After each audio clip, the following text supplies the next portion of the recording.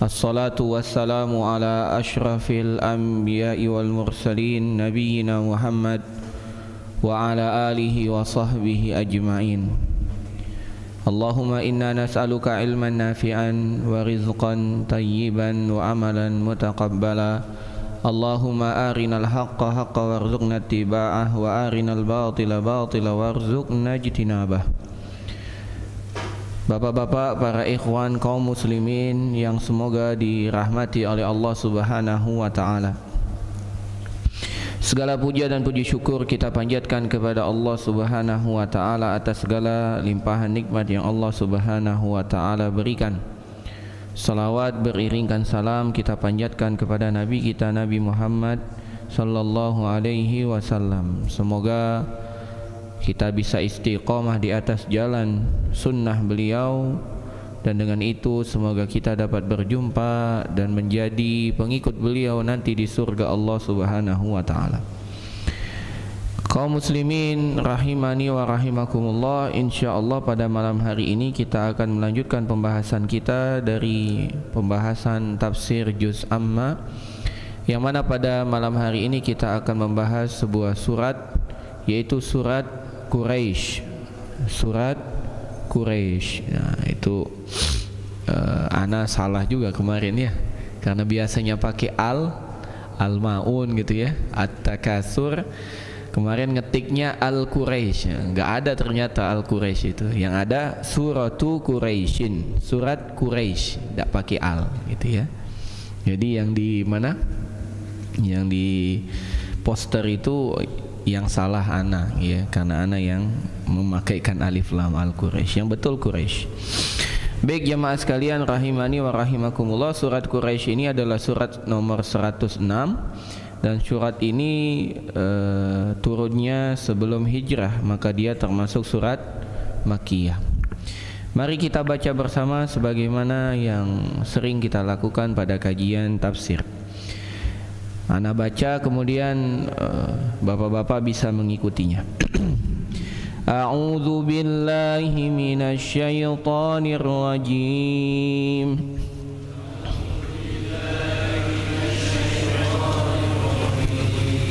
Bismillahirrahmanirrahim. Li'ilafi Quraisy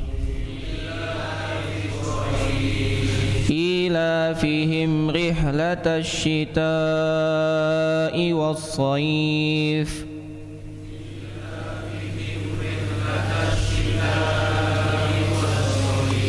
فليعبدوا رب هذا البيت الذي أطعمهم من جوع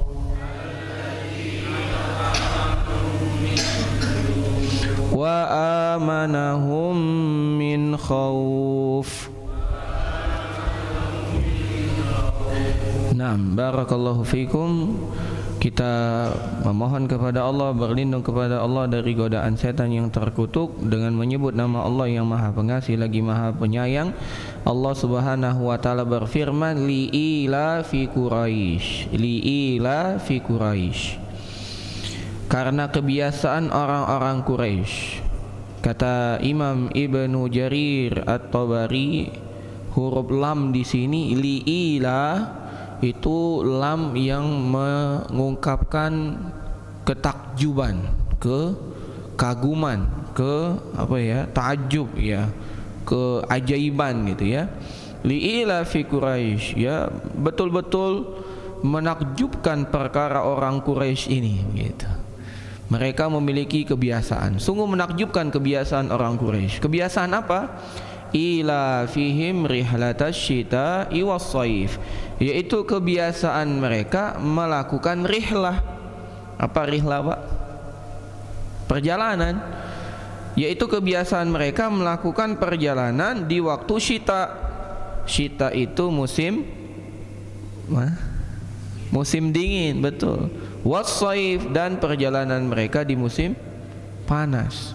Jadi orang Quraisy ini selalu melakukan perjalanan. Nanti kita sebutkan musim dingin kemana, musim panas kemana. Falyabudu rabb hadzal bait. Maka Allah mengingatkan, karena kehebatan kebiasaan mereka ini betul-betul menakjubkan. Zaman dahulu alat transportasi itu tidak semudah sekarang. Keamanan juga tidak seaman sekarang. Tapi orang Quraisy itu rutin melakukan perjalanan di musim panas dan musim dingin. Dan ini merupakan keutamaan yang Allah berikan untuk orang Quraisy. Maka keutamaan ini harus kita syukuri. Gimana kata Allah? Falyabudu rabb hadzal bait. Maka hendaklah mereka beribadah hanya kepada Tuhan yang memiliki rumah ini. Ya. Maka hendaklah mereka menyembah Tuhan pemilik rumah ini. Yang dimaksud rumah di sini adalah Ka'bah. Ya. Alladzi at'amahum min ju', yang mana Tuhan tersebut yaitu Allah Subhanahu wa taala yang telah memberikan mereka makan, ya, dari kelaparan mereka, wa amanahum min khauf, dan memberikan keamanan kepada mereka di saat mereka merasa takut. Ya. Surat ini menunjukkan atas keutamaan suku Quraisy, ya, suku yang terkenal di mana di kota Mekah. Nabi SAW bersabda, Innallaha astafa min waladi Ibrahim Ismail. Sesungguhnya Allah telah memilih dari anak keturunan Ibrahim, yaitu Ismail. Wastafa min walada Ismail Bani Kinana. Dan Allah memilih dari keluarganya Ismail, itu keturunannya Kinanah. Wastafa min Bani Kinana Quraisyan. Dan memilih dari keturunannya Kinanah, itu suku Quraisy. Wastafa min Quraisyin Bani Hashim. Dan Allah memilih dari bangsa Quraisy, dari suku Quraisy, yaitu anak keturunannya Hashim. Wastafani min Bani Hashim. Dan Allah memilihku dari Bani Hashim. Jadi Nabi memberikan runtutan. Allah memilih Ismail dari anaknya Ibrahim. Allah memilih Bani Kinanah dari anak keturunannya Ismail. Allah memilih Bani Hashim dari anak keturunannya Kinanah. Dan Allah memilih dan memilih Quraisy dari keturunannya Bani Kinanah. Dan memilih Bani Hashim dari keturunan Quraisy. Dan memilih Nabi Muhammad SAW dari keturunannya Bani Hashim. Nah, demikian juga apa yang disampaikan oleh Imam Ibnu Katsir yang menunjukkan atas keutamaan Quraisy. Kata Imam Ibnu Katsir membawakan riwayat bahwasanya Nabi SAW pernah bersabda, Faddalallahu Quraisyan bi sab'i khilalin. Allah telah mengutamakan Quraisy di atas orang-orang lain, di atas suku-suku lain, di atas bangsa-bangsa lain dengan 7 perkara. Kemudian disebutkan beberapa, di antaranya Inni minhum, sesungguhnya Nabi Muhammad SAW dari orang Quraisy. Ini keutamaan. Allah jadikan Nabi itu dari bangsa Quraisy. Wa innan nubuwata fihim, dan Allah jadikan kenabian itu dari bangsa Quraisy. Memilih Nabi Muhammad orang yang paling baik akhlaknya, bahkan beliau mendapatkan gelar Al-Amin sebelum beliau menjadi Nabi. Kemudian Allah pilih menjadi Nabi. Wasiqayatah, dan Allah memilih orang Quraisy untuk memberikan minum dan makanan untuk orang-orang yang datang ke Baitullah untuk melakukan ibadah di sana. Kemudian demikian juga kata Nabi SAW, wa anzala fihim suratun minal Quran. Bahkan Allah Subhanahu wa taala menurunkan satu surat tentang mereka. Surat apa itu? Ini, li'ila fi Quraisyin ila fihim rihlatash syita'i was-shayf. Falyabudu rabb hadzal bait alladzi at'amahum min ju'i wa amanahum min khauf. Dan dari keutamaan orang Quraisy, innallaha nasarahum 'alal fil.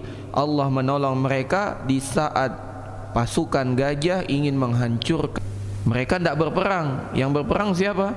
Pasukan Allah, yaitu burung ababil. Bukan, ababil itu berbondong-bondong artinya, ya.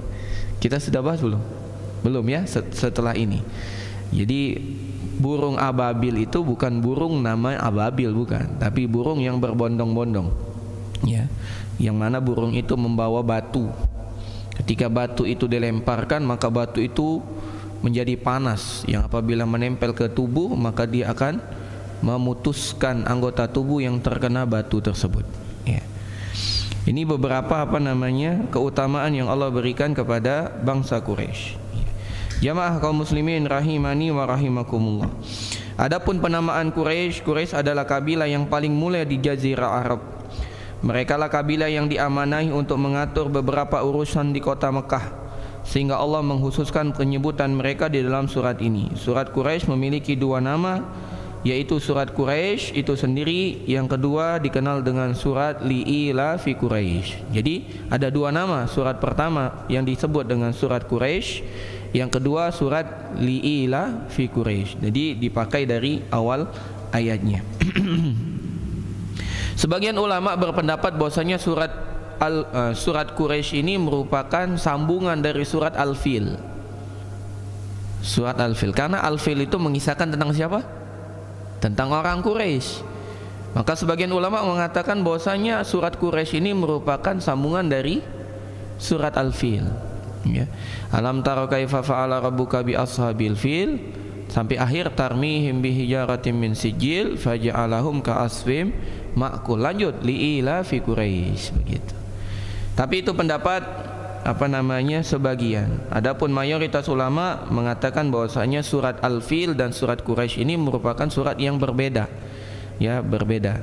Dengan alasan apa? Karena mereka dipisahkan dengan Bismillahirrahmanirrahim, yang mana para ulama juga bersepakat bahwasanya Bismillahirrahmanirrahim selain surat Al-Fatihah itu merupakan ayat yang terpisah dari dalam surat. Maka wujud Bismillah itu menjadi alamat bahwasanya surat Quraisy bukan bagian surat Al-Fil. Nah, jamaah kaum muslimin rahimani wa rahimakumullah, sesungguhnya orang Quraisy ini merupakan keturunan dari Bani Kinanah.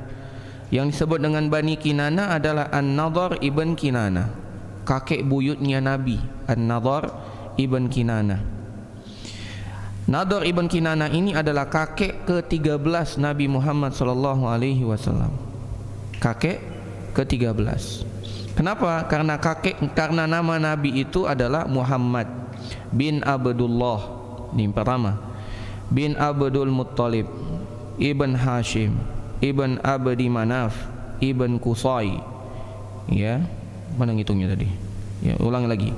Muhammad bin Abdullah bin Abdul Muttalib ibn Hashim ibn Abdul Manaf ibn Qusay ibn Kilab ibn Murrah ibn Ka'ab ibn Lu'ay ibn Ghalif ibn Fihr ibn Malik ibn Nadhr bin Kinanah. An-Nadhr bin Kinanah berarti 13. Yang disebut dengan Bani Kinanah, anak keturunannya Kinanah, yaitu siapa? An-Nadhr, berarti kakek ke-13 Nabi Muhammad sallallahu alaihi wasallam. Ya. Setelah Nadhr Kinanah bin Khuzaimah, setelah Khuzaimah bin Mudrikah, habis Mudrikah bin Ilyas, habis Ilyas bin Mudar, habis Mudar bin Bizar, habis Bizar bin Ma'ad, habis Ma'ad ibn Adnan. Di sinilah para ulama masih bersepakat. Setelah ini mereka banyak sekali berselisih pendapat sampai kepada Nabi kita Nabi Ismail alaihi salam. Nah, jadi penamaan Quraisy ini diambil dari keturunan Kinanah. Ya, tadi dalam hadis jelas Nabi mengatakan Allah memilih dari anak keturunan Ismail Bani Kinanah dan memilih Kinanah yaitu Quraisy. Quraisy yang dimaksud An-Nadhr. Quraisy itu yang dimaksud adalah An-Nadhr ibn Kinanah. Itu yang disebut dengan Quraisy. Nah, ada namanya Quraisy kecil. Ya, Quraisy kecil itu adalah Hashim. Hashim merupakan Quraisy kecil. Ya. Jadi ada Quraisy yang besar namanya An-Nadhr, ada Quraisy kecil yaitu Hashim. Ya. Kemudian kita masuk dengan beberapa riwayat yang dibacakan oleh Imam Ibnu Katsir. Kata Imam Ibnu Katsir, hadhihi surah mafsulatun min anil lati qablaha. Ayat ini atau surat ini terpisah dari surat sebelumnya, yaitu surat Alam tara kaifa fa'ala rabbuka bi ashabil fil, yaitu tentang surat Al-Fil. Ini terpisah kata beliau. Surat ini menunjukkan bahwasannya orang-orang Quraisy memiliki kebiasaan, dan kebiasaan ini kebiasaan yang luar biasa. Apa itu? yaitu mereka memiliki perjalanan. Berkata Imam Ibnu Jarir, as-shawabu annal lam lamut ta'ajjub. Yang benar, lam pada li'ila fi Quraisy di sini adalah lam yang menunjukkan atas ta'ajjub, kekaguman, atau ya apa bahasanya, amazing, apa bahasanya, ya kagum, takjub, ya wow gitu, apa bahasanya Pak, ya ajaib lah, kagum lah gitu. Kenapa? Karena mereka dapat melakukan itu. Ya ka'annahu yaqul i'jabu li'ila fi Quraisy. Takjublah kalian dengan kebiasaan orang Quraisy. Ya nih. Wa ni'mati alaihim, dan takjublah, semua kebiasaan ini merupakan nikmat dariku, kata Allah. Gitu. Jadi lafaz li'ila fi Quraisy, lam di sini lam takjub. Takjublah kalian dengan kebiasaan orang Quraisy. Kenapa? Karena kebiasaan itu merupakan nikmat dariku, kata Allah. Apa kebiasaannya? Ila fihim rihlata syita'i was-saif. Wa dzalika li ijma'il muslimina ala annahuma suratani munfasilati mustaqilatani, ya. Dan ini menunjukkan bahwasanya dua surat antara surat Fil dan surat Quraisy ini terpisah. Ya, tidak sama. Kemudian di sini berkata juga Imam Ibnu Katsir, beliau mengatakan li'annal ma'na innahuma anna Makkah al-fil wa ahlakna ahlahu wali ilafi Quraisy. Jadi kata Imam Ibnu Katsir menegaskan bahwasanya surat al-fil dan surat Quraisy ini terpisah karena ceritanya juga terpisah. Cerita di dalam surat al-fil tentang fil, tentang pasukan gajah, sedangkan di surat Quraisy itu tentang kebiasaan orang Quraisy. Ya, berbeda. Bagaimana kebiasaan mereka? Kebiasaan mereka adalah melakukan perjalanan. Ila fihim rihlatas syita'i was-saif. Perjalanan mereka pada waktu musim dingin ilal Yaman, ke negeri Yaman, wa fis saif ila Syam, dan ketika musim panas mereka berjalannya pergi ke Syam. Jadi kalau kita lihat di peta, Mekah ini berada di tengah, dan Mekah ini adalah poros, semua orang datang ke kota Mekah ini. Kalau dia ke arah bawah itu apa? Selatan, ya. Kalau dia ke arah bawah, maka dia perginya ke Yaman. Tapi kalau dia ke atas, dia perginya ke Syam. Kalau kita lihat peta, ya, atas bawah, ya. Tapi kalau kita jalan, ya tidak ada atas ya langit. Maksudnya kalau kita lihat peta, kalau di atas, ya di arah utara berarti, ya, itu Syam. Kalau di bawah, ya Yaman. Itu orang Mekah melakukan perjalanan. Orang Mekah itu tidak pandai dia melakukan cocok tanam, bertani, berkebun, itu tidak bisa. Kenapa? Karena lahannya tidak ada. Apa yang mau ditanam? Batu semua, ya. Nggak bisa ditanam. Bahkan bagi jamaah yang pernah datang ke kota Mekah, dapat melihat bagaimana hotel itu dibangun di atas gunung, ya. Jadi tidak usah gali pondasi lagi, batu itulah jadi pondasi. Luar biasa. Karena memang tidak ada untuk bercocok tanam. Berbeda dengan orang Madinah. Orang Madinah itu ekonomi utamanya adalah berkebun pohon kurma. Jadi orang-orang di kota Mekah itu pendapatannya hanya dari berdagang. Bagaimana cara perdagangannya? Adalah dia membawa barang dari kota Mekah menuju kota Yaman. Di Yaman dia jual barangnya. Nanti ketika sampai Yaman, dia bawa barang-barang di Yaman, dibawa lagi ke Mekah, dia jual. Nanti barang-barang dari Mekah dia bawa lagi ketika musim panas kemana? Ke Syam, dia jualin di Syam. Selesai jualan di Syam, dia beli barang, nyetok barang, dibawa lagi ke kota Mekah. Itu yang terus dilakukan oleh mereka. Ya, bayangkan perjalanannya begitu aja. Ila fihim rihlatas syita'i was-saif, pada musim panas dan musim dingin. Dua musim ini mereka melakukan perjalanan. Namun, ya kalau kita hitung perjalanannya 1 bulan atau 2 bulan PP, 2 bulan, itu dapat menghidupi hidup mereka 12 bulan. Jadi kalau 2 bulan ke Yaman, atau anggaplah 3 bulan, 3 bulan ke Yaman, 3 bulan ke Syam, berarti 6 bulan. 6 bulan ngapain? Ya makan dari hasilnya itu. Gitu. Dan itu bisa ternyata. Dan itu bisa. Jadi bapak-bapak, ya boleh juga mulai berpikir seperti itu untuk berbisnis. Daripada kerja sehari, ya semalam, Senin sampai Senin lagi ya, dari pagi sampai ke pagi lagi. Coba kita atur gimana caranya kita bekerja 1 bulan full bekerja, habis itu libur 3 bulan kan enak. Bisa belajar, bisa mondok di Tadribud Duat Al-Madinah gitu ya, enak ya. Habis itu habis modal lagi, dagang lagi gitu ya. Nah, kita tentukan bisa ternyata. Kenapa orang Quraisy bisa? Buktinya begitu. Orang Quraisy bisa. Ya, cuman kita mungkin belum dapat apa namanya celahnya, atau belum dapat trik dan tipsnya gitu. Bahkan zaman sekarang ada orang nggak kerja tiap hari katanya ya, padahal kerja sebenarnya. Dulu anak punya teman di mata kita, dia ini sudah S1-nya UGM, tapi sekolah lagi di Jember, S1 lagi di Jember, sudah tidak dibiayai orang tua, kerjanya belajar terus dapat uang dari mana? Gitu. Dapat uang dari mana? Ternyata beliau kerjanya jadi programmer, beliau mengerjakan program yang diminta oleh orang Jerman, gitu. Dia dikerja dia, dan enaknya kata beliau kerja dengan orang asing itu, dia misalnya kasih tempo deal, misalnya kerja misalnya deal berapa targetnya 3 bulan misalnya. Dalam 3 bulan itu orang Jerman nggak menuntut dia kerja tiap hari, tapi orang Jerman itu minta ada progres nggak hari ini. Jadi cukup bagi dia mengerjakan sedikit, dia lapor, alhamdulillah hari ini nambah sekian, oke katanya gitu. Besok gitu lagi. Jadi dia hanya paling 1 jam mengerjakan itu dalam seharinya. Sebelum dia tidur dia kerjakan, habis itu dia tidur, terus belajar seperti biasa, seakan-akan nggak dapat nggak ada kerjaan gitu ya. Dan itu banyak terjadi zaman kita sekarang.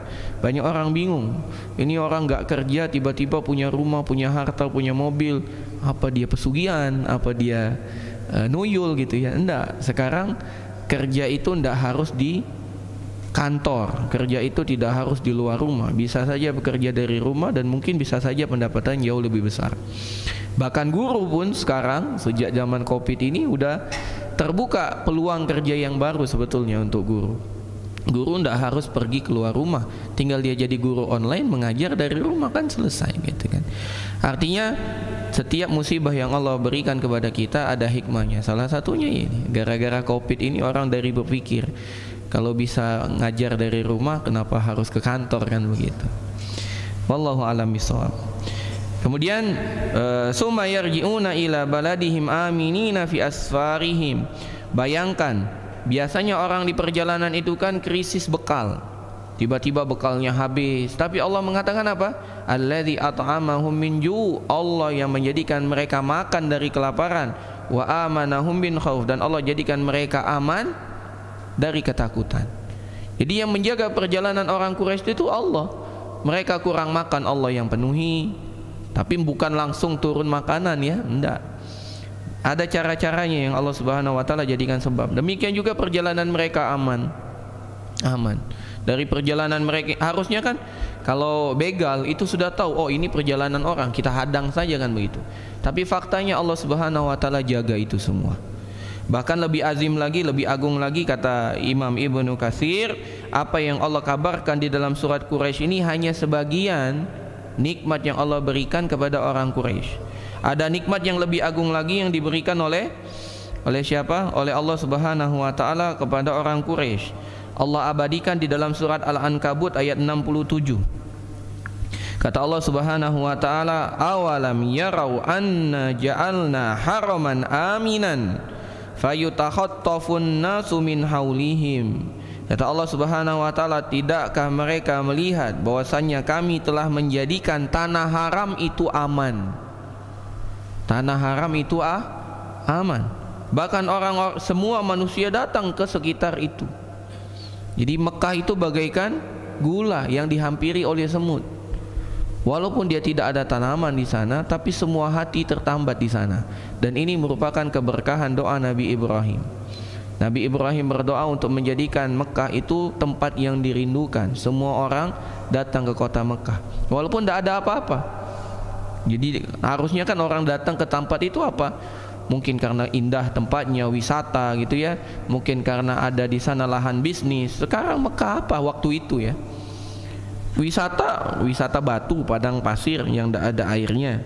Apa wisatanya? Tidak ada. Bisnis, tidak ada orang di sana. Tapi dengan doa Nabi Ibrahim, Allah jadikan keberkahan di kota Mekah. Bahkan keajaiban Mekah itu, walaupun dia tidak ada tanaman yang tumbuh di sana, tapi buah dari semua jenis itu ada di kota Mekah. Bahkan di kota Mekah itu tidak mengenal musim. Bayangkan. Jadi di kita saja mau makan durian harus nunggu musim durian, di sana sudah ada.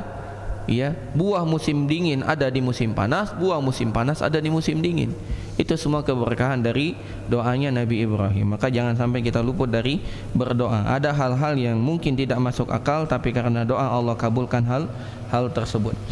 Kemudian Allah Subhanahu wa taala mengatakan, "Falyabudu rabb hadzal bait." Tsumma arsyadahum ila syukri hadhihi ni'mah al-'azimah. Kemudian Allah memberikan petunjuk kepada orang Quraisy untuk bersyukur atas nikmat yang telah Allah berikan, nikmat yang agung, dengan mengatakan falyabudu rabb hadzal bait, maka hendaklah mereka beribadah kepada Tuhan pemilik rumah ini. Yang dimaksud adalah falyuwahhiduhu bil ibadati, maka hendaklah mereka bertauhid dalam ibadah kepada Allah. Kama ja'ala lahum haraman aminan wa baitan muharrama, sebagaimana Allah telah memberikan mereka nikmat tempat tinggal yang aman, yaitu tanah haram, dan rumah yang mulia, yaitu Ka'bah. Ya, yaitu Ka'bah. Kama qala ta'ala, innama umirtu an a'budu rabb hadhil baldati allati harramaha walahu kullu syai' wa umirtu an akuna minal muslimin. Kata Allah Subhanahu wa taala di dalam surat Al-Qasas ayat 91, sesungguhnya aku diperintahkan oleh Allah, yaitu Nabi, sesungguhnya aku, kata Nabi Muhammad SAW, diperintahkan oleh Allah Subhanahu wa taala untuk menyembah kepada Tuhan pemilik negeri ini, yaitu Mekah. Alladzi harramaha, yang telah memuliakan negeri ini, walahu kullu syai', dan Allah memiliki segala sesuatu, wa umirtu an akuna minal muslimin, dan aku diperintahkan untuk menjadi orang yang berserah diri Islam, muslim. Ya. Wa qauluhu ta'ala, demikian juga Allah berfirman, alladzi at'amahum min ju', yang mana Allah telah memberikan makanan di saat mereka lapar. Ai huwa rabbul bait, itu adalah Tuhan yang memiliki rumah ini, yaitu Allah.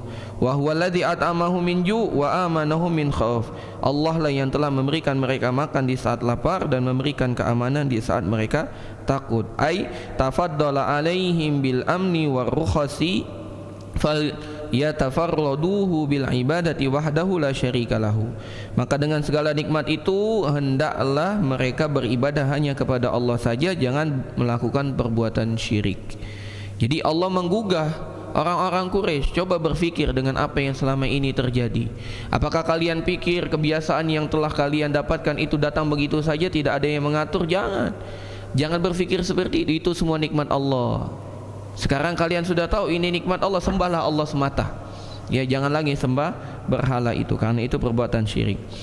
Wala ya'budu min dunihi sonaman wala niddan wala wasanan, jangan sekali-kali menyembah patung, jangan sekali-kali menyembah tandingan bagi Allah, ataupun menyembah benda-benda yang tidak ada bentuknya namun kalian atasnamakan Tuhan. Ada perbedaan antara sonam dengan wasan. Ya, ada namanya sonam. Sonam itu patung yang ada bentuknya, ada rupanya, ada parasnya. Kalau wasan lebih umum lagi, ada yang tidak ada bentuknya namun dipercaya sebagai Tuhan, mereka sembah. Kalau sonaman itu ada bentuknya, ada pahatannya, ada patungnya, sebagaimana yang disembah oleh orang-orang musyrik. Ada 300 lebih patung yang ada di sekitar Ka'bah ketika Nabi datang Fatu Makkah, itu semuanya dihancurkan. Atau sebagaimana yang Allah ceritakan tentang Nabi Ibrahim, itu ada patung-patung yang ada bentuknya. Ada yang patung terbuat dari roti, kalau mereka lapar mereka makan patung itu, gitu. Luar biasa kan? Tapi mereka tetap yakin. Nah, kalau wasan itu lebih umum. Bisa batu, nggak ada bentuk batu. Ya, maksudnya ada bentuk batu tapi bukan paras, ada bentuknya gitu ya. Batu, pohon, dinding, tembok atau apapun mereka sembah, itu namanya wasan. Perbedaan. Jadi wasan lebih umum daripada sonam. Kalau sonam itu yang ada rupanya. Walihada man istajaba lihadzal amr jama'allahu lahu bainal amnid dunya wa amnil akhirah. Oleh karena itu, barang siapa yang memenuhi panggilan Allah, falyabudu rabb hadzal bait, hendaklah beribadah hanya kepada Tuhan pemilik Ka'bah ini, maka dia akan mendapatkan dua keamanan. Keamanan di dunia, keamanan di akhirat. Dan keamanan yang dimaksud termasuk juga dari rasa lapar, karena aman itu umum, bukan hanya aman fisiknya, aman juga perutnya. Alladzi at'amahu min ju' wa amanahu min khauf. Itu yang dimaksud. Ada dua, di dunia dan di akhirat. Maka orang yang bertauhid jangan pernah takut. Allah akan janjikan keamanan. Tidak ada rasa takut. Makanya coba lihat kisah-kisah yang kita baca dalam hadis Nabi. Ya, yang ikut kajian di Masjid Al-Madinah kemarin kita baca tentang wanita yang sedang bersedih di pinggir kuburan. Kemudian Nabi datang dan mengatakan, bersabar dan bertakwalah kepada Allah. Lantas perempuan itu tanpa noleh lagi mengatakan, engkau tidak tahu apa yang aku rasakan, pergi engkau, kan gitu kan. Maka Nabi pun pergi. Kemudian dikatakan, kamu tahu tidak tadi siapa? Itu Nabi. Maka dia pun ketakutan dan datang kepada Nabi. Ketika datang ke rumah Nabi, ternyata rumah Nabi tidak ada penjaganya, tidak ada satpam, tidak ada security. Itu Nabi. Yang mana logikanya pemimpin, ini bukan pemimpin negara, pemimpin umat Islam, itu harusnya lebih berhak untuk dijaga, kan begitu. Namun orang yang bertauhid tidak takut. Yang menjaga mereka siapa? Allah Subhanahu wa ta'ala. Maka orang yang beribadah hanya kepada Allah, Allah akan berikan keamanan di dunia dan nanti di akhirat. Wa man asahu, namun sebaliknya barang siapa yang durhaka, maka Allah Subhanahu wa ta'ala akan berikan kebalikan, yaitu rasa takut dan rasa lapar, ya, dan rasa lapar. Allah berfirman di dalam surat An-Nahl ayat 112 sampai 113. Kata Allah Subhanahu wa taala, wa daraballahu masalan qaryatan kanat aminatan mutmainnatan ya'tiha rizquha gharadan min kulli makanin fakafarat bi an'umillah fa'adzaqaha Allahu libasal ju' wal khaufi bima kanu yasnaun. Kata Allah Subhanahu wa ta'ala, dan sungguh Allah telah berikan permisalan kepada satu negeri.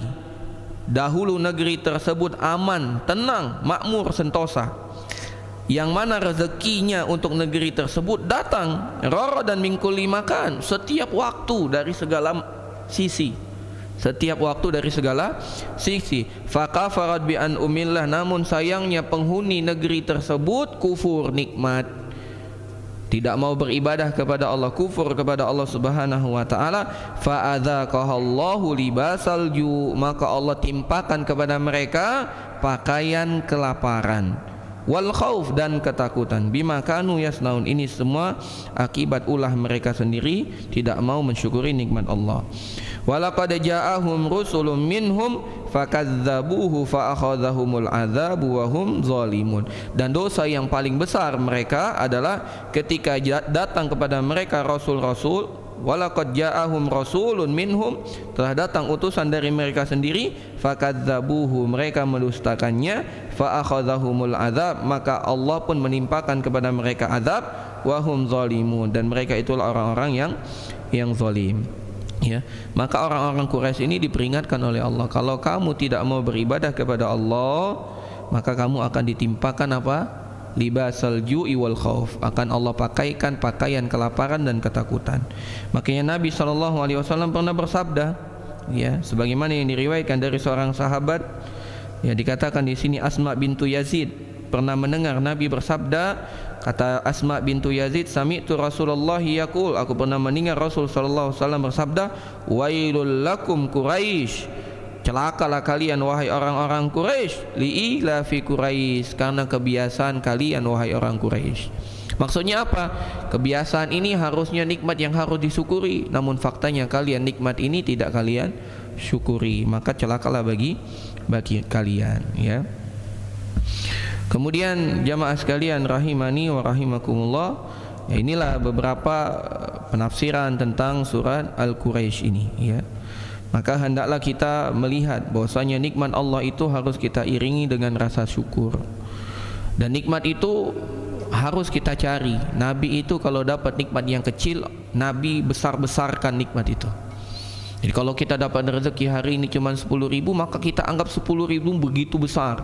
Ini nikmat Allah, ini luar biasa, gitu kan.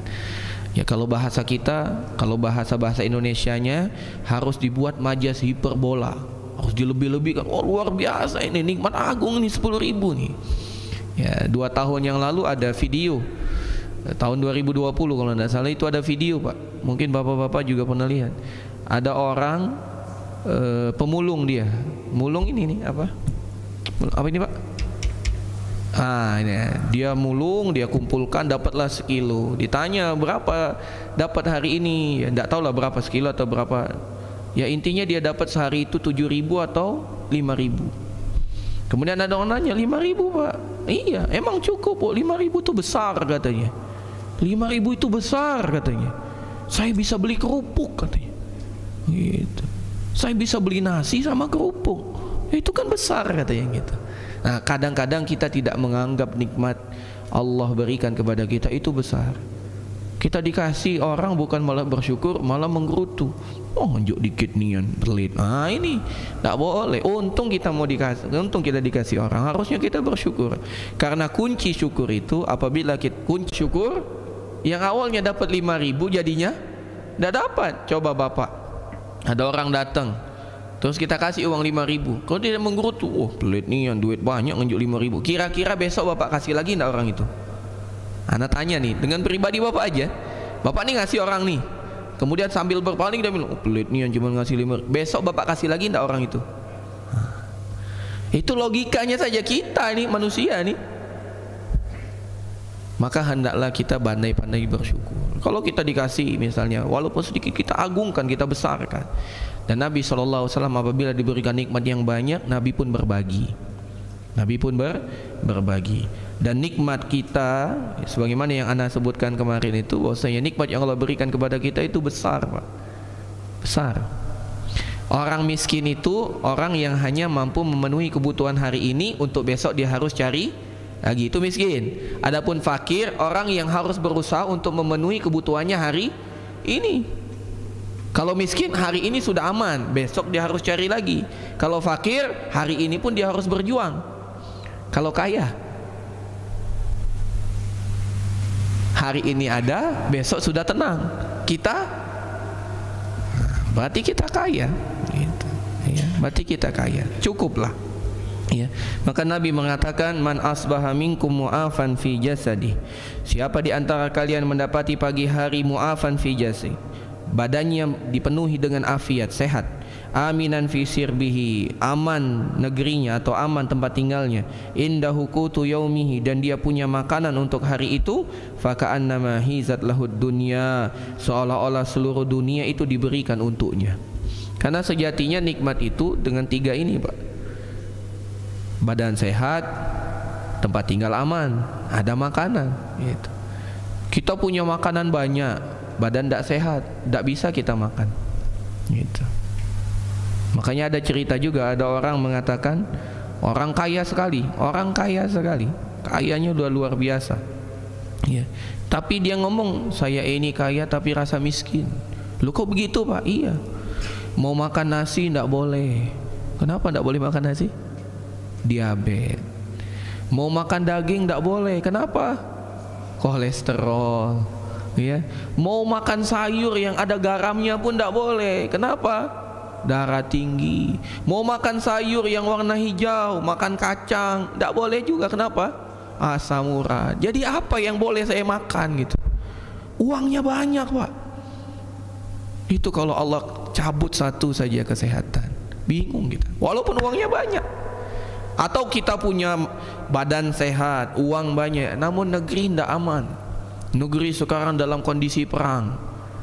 Kita mau cari makanan, toko tutup. Kenapa? Perang, ada nuklir. Tidak bisa juga kita. Maka inilah yang harus kita pahami. Allah itu memberikan kita nikmat banyak, cuman kitanya saja yang kurang. Kurang apa? Bersyukur. Maka hendaklah kita bersyukur. Jamaah kaum muslimin rahimani wa rahimakumullah, inilah beberapa pelajaran yang dapat kita ambil dari surat Al-Quraisy. Kita lanjutkan kepada surat setelahnya, yaitu surat Al-Fil. Nah, surat Al-Fil ini ya lebih seru, insyaallah Ana akan bacakan kisahnya. Mari kita baca kembali surat Al-Fil ya. A'udzu billahi minasy syaithanir rajim.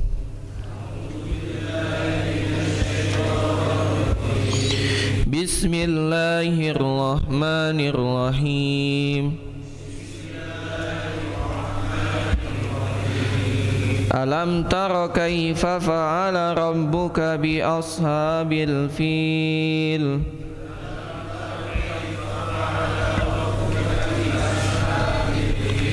Alam yaj'al kaidahum fi tadlil. Wa arsala alaihim tayran ababil. Tarmihim bihijaratin min sijil. Faj'alahum ka'asfim ma'kul. Nah, barakallahu fiik.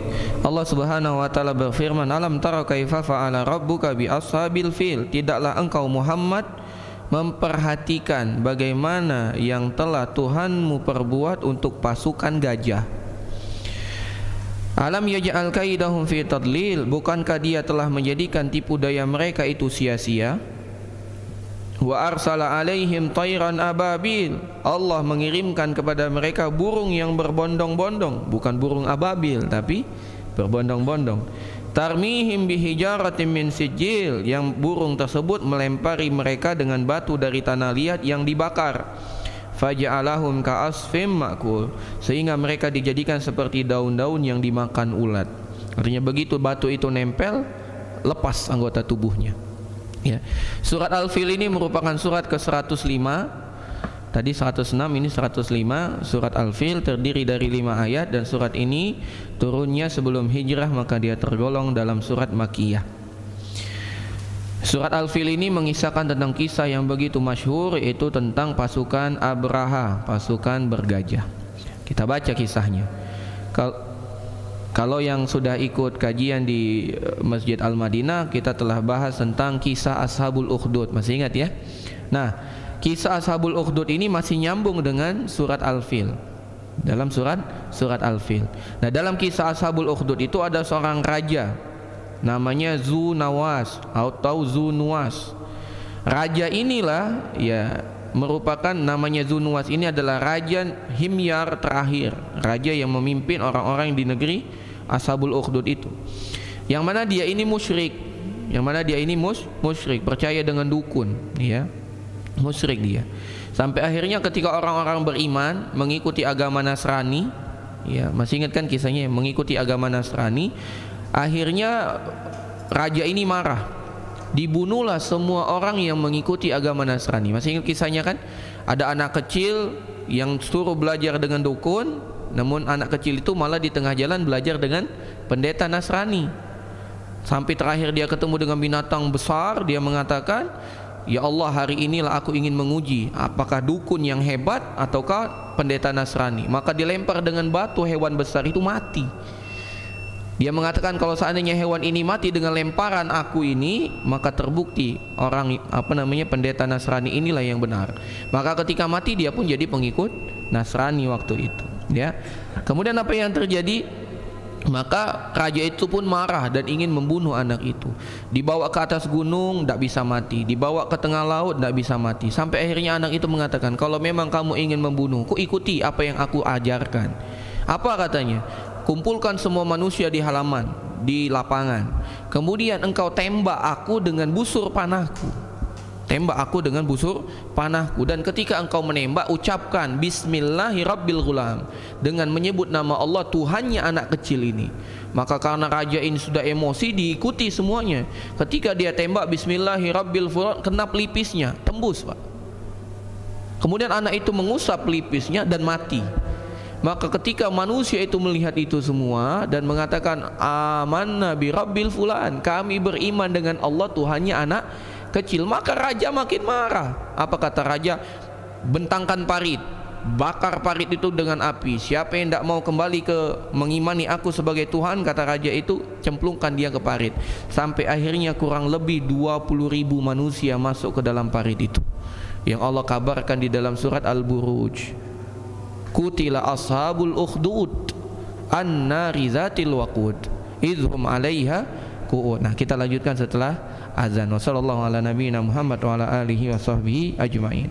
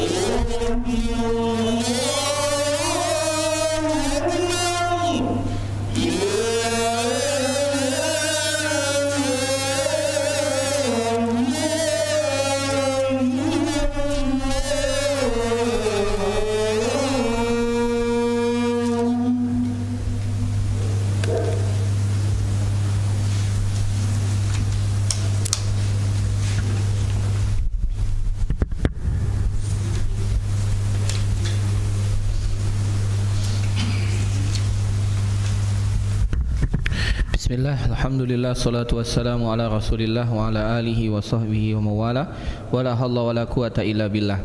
Kita lanjutkan. Jadi raja tadi yang dikenal dengan raja terakhir dari Raja Himyar namanya Zunuwas membunuh sekitar 20.000 orang-orang yang beriman.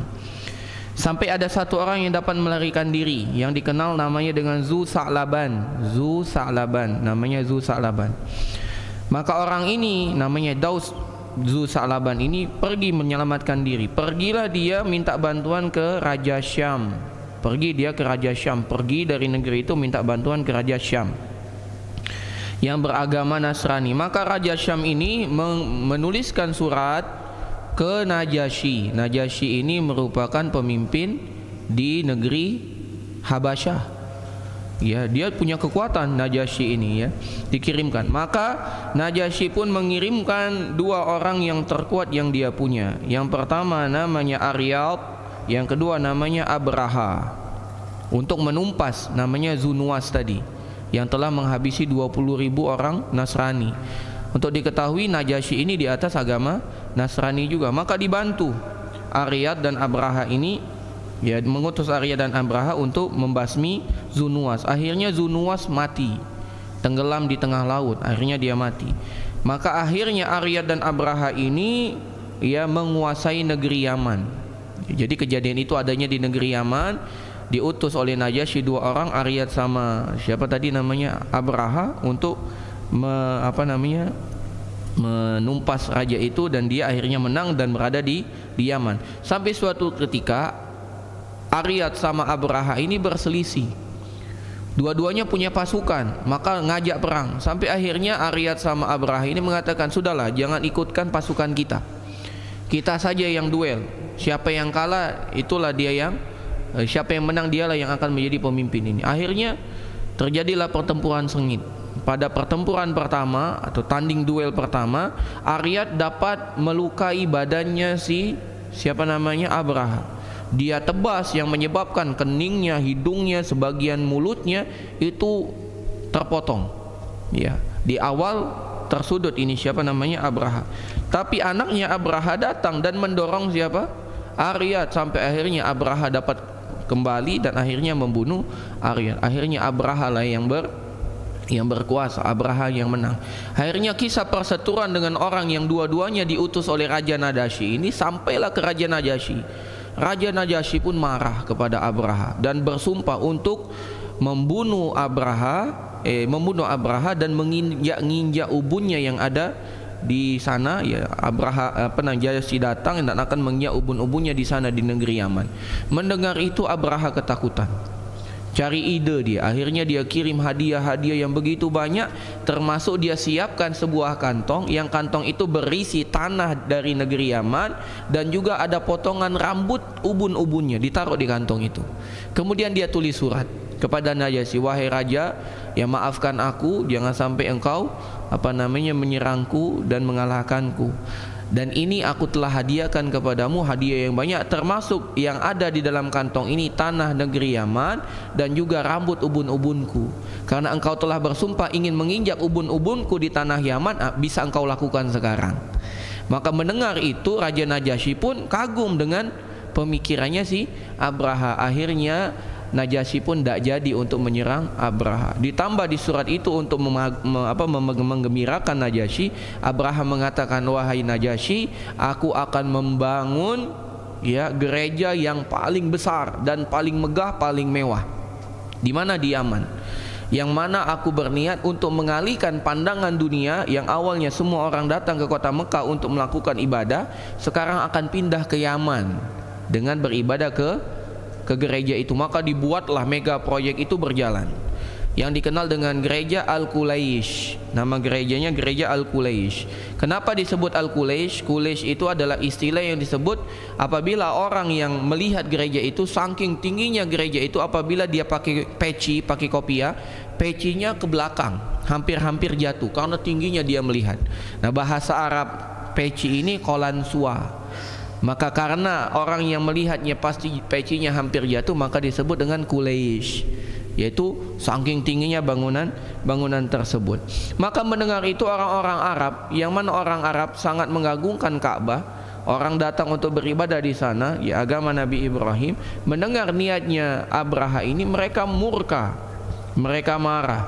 Maka sebagian kelompok dari orang Quraisy datang ke gereja tersebut. Apa yang mereka lakukan? Membuat keonaran. Dia melakukan, waktu itu musim dingin, waktu itu musim dingin. Masih ingat kan? Rihlatash syita'i was-shaif. Kalau syita kemana mereka? Ke Yaman. Kalau shaif ke Syam. Nah, ini waktu musim dingin, dia datang ke Yaman di musim dingin. Waktu itu musim dingin, dia berteduh apa? Dia bersembunyi di dalam gereja. Dia membakar gereja itu dengan membuat kayu bakar, membuat obor. Biasanya kan kalau dingin bikin obor. Itu orang-orang Quraisy bikin obor di dalam gereja, yang menyebabkan gerejanya kebakaran dan akhirnya gereja itu hancur. Karena ulah siapa? Karena ulah orang Quraisy. Dalam riwayat yang lain, bahwasanya ada sebagian orang Quraisy yang datang karena memang perjalanan mereka kan ke Syam dan ke Yaman. Mereka kencingi, dia hinakan, dia kencingi, dia kotori gereja tersebut. Sampailah berita itu kepada Abraha. Abraha pun marah besar. Abraha marah besar dan mengatakan, kita akan hancurkan Ka'bah itu. Karena orang-orang Quraisy melakukan ini karena mereka merasa terhina.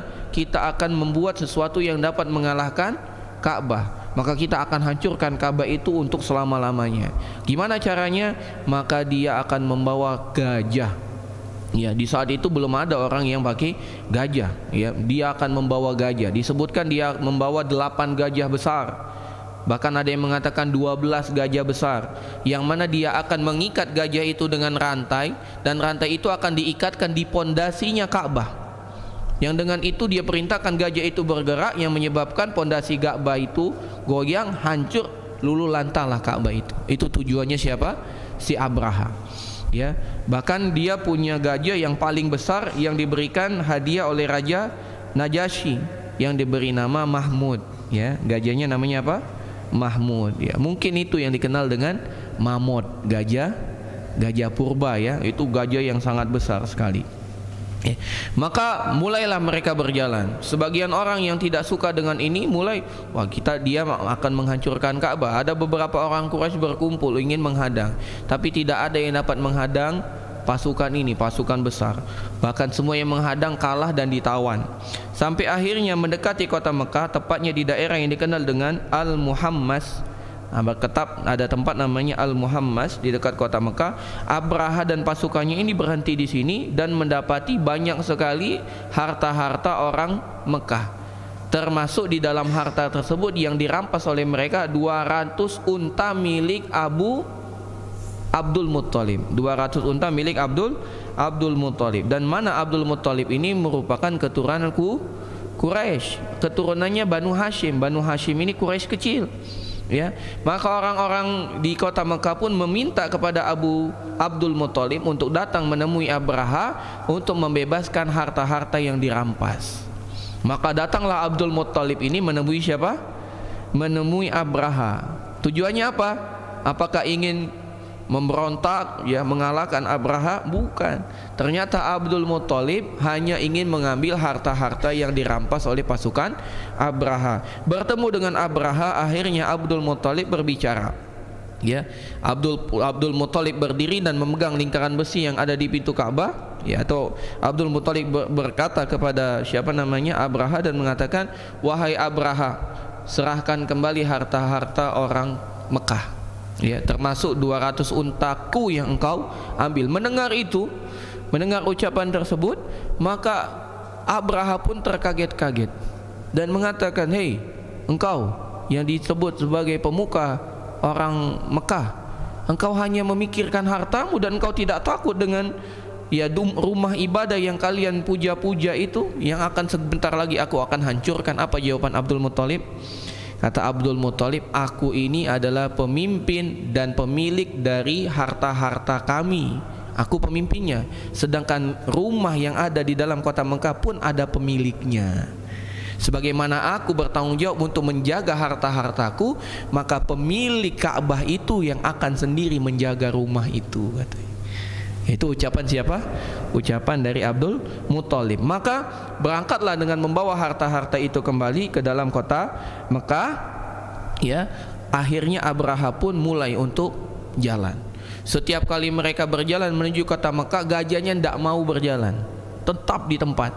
Ya, tetap di tempat, tidak mau berjalan. Bahkan mereka, gajah-gajah itu meringki dan mereka ingin berbalik arah. Mereka ingin berbalik arah. Ya, semakin dekat, semakin mereka tidak mau, sampai akhirnya di dekat kota Mekah Allah Subhanahu wa taala mengirimkan burung-burung yang menyebabkan mereka binasa. Dikirimkan burung-burung ababil itu, tarmihim bihijaratin min sijil, yang mana burung itu di setiap kakinya itu membawa batu yang terbuat dari tanah, yang apabila batu itu dilempar maka batu itu menjadi bara api yang panas, yang apabila kena kepada badan seseorang di antara mereka yang menyebabkan anggota tubuhnya langsung terpotong. Ya, anggota tubuhnya sampai terpotong. Dan terakhir Abraha sendiri tewas dengan anggota tubuhnya yang terputus-putus. Ya, dikatakan di sini sementara itu Abraha tidak langsung tewas, ya, dia sempat melarikan diri. Allah tidak membuat Abraha langsung tewas karena dia ingin menyiksanya terlebih dahulu. Ada yang mengatakan bahwasanya Abraha tewas di negeri Hasman. Ada pula yang berpendapat bahwasanya Abraha tewas di Son'a, ya. Namun selama dalam perjalanan kaburnya badannya terlepas sedikit demi sedikit. Jadi terputus sedikit demi sedikit. Itu yang terjadi kepada Abraha, ya. Allah menyiksanya dan tidak langsung mematikannya. Demikianlah kisah Abraha dengan tentara bergajahnya yang dihancurkan oleh Allah Subhanahu wa taala. Inilah kisah singkat dari surat Al-Fil ini, ya. Jamaah sekalian rahimani wa rahimakumullah, surat ini begitu agung, begitu mulia. Namun ada rahasia di sini. Yang kita tahu bahwasanya pasukan Abraha ini di atas agama apa, Pak? Agama Nasrani. Sedangkan orang-orang Quraisy agamanya apa? Penyembah berhala. Penyembah berhala. Ya. Kalau dari logikanya yang harusnya dimenangkan oleh Allah siapa? Nasrani atau penyembah berhala? Nasrani. Lantas kenapa Allah menyelamatkan orang Quraisy dari serangan pasukan bergajah? Apakah karena kehebatan Quraisy? Tidak. Kenapa jawabannya? Karena Allah Subhanahu wa taala ingin mengamankan negerinya. Negeri apa? Mekah. Yang mana negeri Mekah ini sebentar lagi akan datang seorang nabi akhir zaman, seorang nabi terakhir. Dan Allah ingin menyelamatkan rumahnya, yaitu Ka'bah. Karena itulah Allah Subhanahu wa taala menghabisi atau mengadab semua pasukan bergajah ini. Bukan karena kehebatan orang Quraisy, bukan karena Allah lebih mencintai orang Quraisy, bukan. Karena orang Quraisy ini tidak mau bersyukur kepada Allah, ya. Tapi Allah Subhanahu wa taala menjadikan Abraha ini dan pasukannya itu kalah karena ingin mengamankan kedatangan nabi terakhir, itu Nabi Muhammad SAW. Dan riwayat yang paling kuat, yang paling masyhur bahwasanya Nabi SAW lahir pada tahun gajah, yaitu pada tahun di mana pasukan gajah itu datang ke kota Mekah. Maka Allah Subhanahu wa taala ingin menjaga kota Mekah untuk memastikan Nabi Muhammad SAW lahir dengan aman, dengan selamat. Dan adapun kisah bagaimana lahirnya Nabi SAW dapat kita baca dalam sebuah kitab yang insya Allah bisa kita miliki semua, yaitu kitab Sirah Nabawiyah yang dikarang oleh Syekh Mubarakfuri, ya. Itu dijelaskan ketika Nabi SAW lahir, ya, gereja-gereja di Syam itu terang benderang dan lain sebagainya. Itu ada riwayat-riwayat yang menceritakan tentang hal tersebut. Ala kulli hal, ya, Allah Subhanahu wa taala menunjukkan keagungannya, kekuasaannya. Gajah yang besar dapat hancur hanya karena burung yang kecil. Gajah yang besar itu dapat hancur lebur dengan burung yang kecil. Hanya dilempari batu mereka hancur berkeping-keping, ya. Maka tidak boleh kita sombong, ya, tidak boleh kita angkuh, ya. Bahkan kalau kita lihat kisah yang lain, kisah seorang raja angkuh yang menzalimi atau yang menindas kaumnya Nabi Ibrahim, namanya raja siapa? Namrud. Bagaimana Namrud itu mati?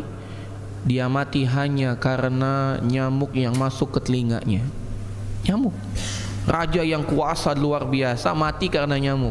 Jadi nyamuk itu masuk ke telinganya dan nyamuk itu berputar-putar di kepalanya sampai dia pusing, sakit segala macam. Akhirnya dia mati karena nyamuk. Jadi jangan kita angkuh dengan kekuasaan, jabatan, harta, keilmuan, kehebatan yang kita punya, karena semua milik Allah. Kalau Allah mau menghinakan kita, Allah hanya mengatakan kun fayakun. Maka inilah pelajaran yang dapat kita ambil dari pelajaran surat Al-Fil. Semoga Allah Subhanahu wa taala kokohkan keimanan kita dan menjadikan pelajaran apa yang Allah Subhanahu wa taala kisahkan ini sebagai ibrah yang dapat kita terapkan dalam kehidupan kita. Lebih dan kurang kami mohon maaf, pada Allah kami mohon ampun. Wassallallahu ala nabiyina Muhammad wa ala alihi wa sahbihi ajmain. Jika ada pertanyaan kami persilakan.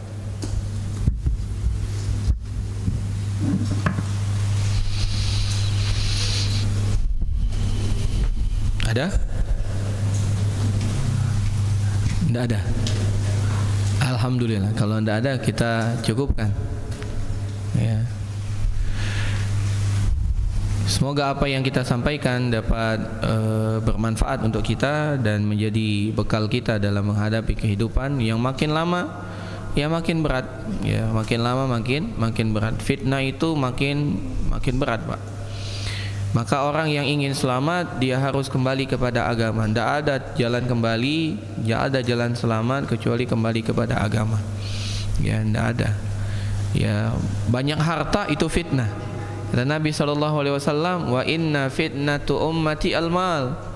Ujian paling berat bagi umatku harta. Itu. Kita ingin berlindung dengan istri. Ternyata Nabi mengatakan, inna asyaddal ma taraktu fitnatan asyadda 'ala rijal minan nisa. Tidak ada fitnah yang lebih besar bagi laki-laki kecuali perempuan. Mau kemana lagi kita? Anak-anak kita, ternyata anak-anak juga fitnah. Inna min awladikum, ya fitnah. Allah jadikan anak-anak itu sebagai ujian. Mau kemana lagi kita? Apalagi yang kita mau berlindung? Gak ada. Tempat kembali kita hanya Allah. Maka belajarlah ilmu agama, ya jangan sampai futur.